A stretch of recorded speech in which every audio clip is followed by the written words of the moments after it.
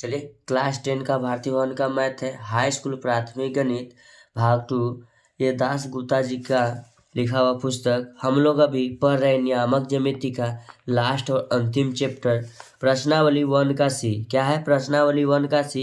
इस चैप्टर में मैंने प्रश्न नंबर 1 का 1 2 पिछले वीडियो में अपलोड कर दिया हूँ। चलिए आज 1 का तीसरा नंबर प्रश्न का हल करता हूँ। चलिए कहता है कि उस त्रिभुज के क्षेत्रफल निकाले, कहता है जिसके शीर्ष बिंदुओं के निर्देशांक निम्नलिखित है। तो जैसे में कहता है क्वेश्चन का शीर्ष निर्देशांक -5,7 -4, -5 और 4,5 है। CBSE 2008 में पूछा हुआ प्रश्न है।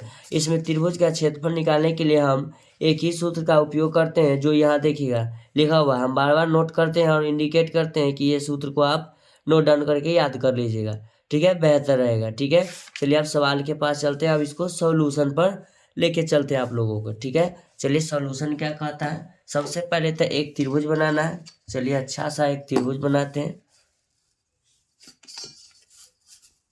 पहले लिख लेते हैं 1 का 3rd नंबर।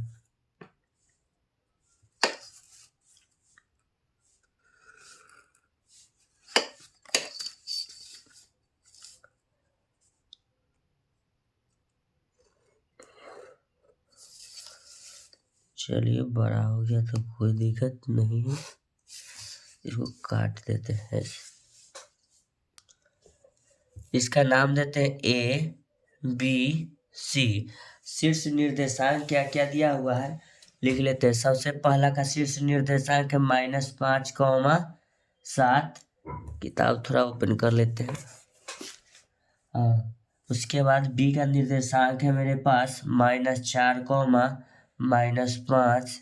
फिर उसके बाद क्या है 4,5 है। क्या है 4,5 है। चलिए अब इसका हम सॉल्यूशन की तरफ चलते तो लिखेंगे माना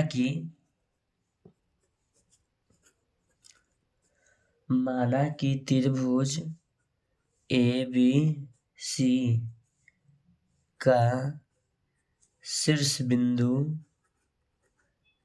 या शीर्ष लिखेंगे शीर्ष A बराबर -5,7।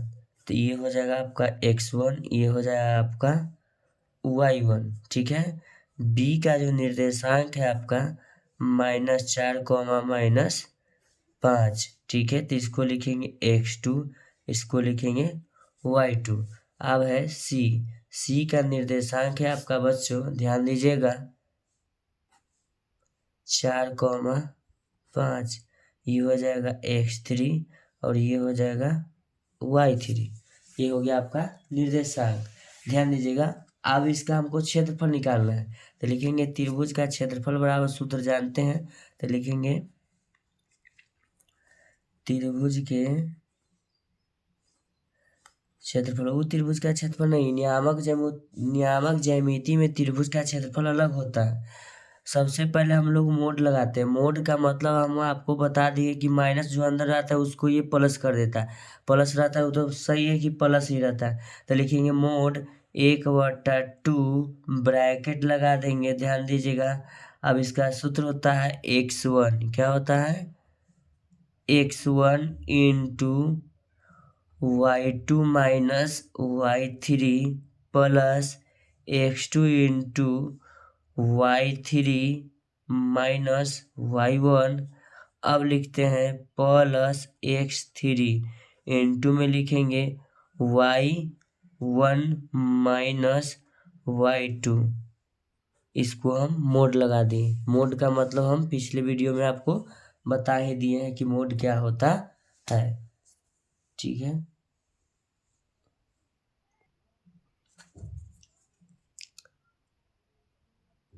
लिखेंगे मोड 1/2 ब्रैकेट लगाएंगे x1।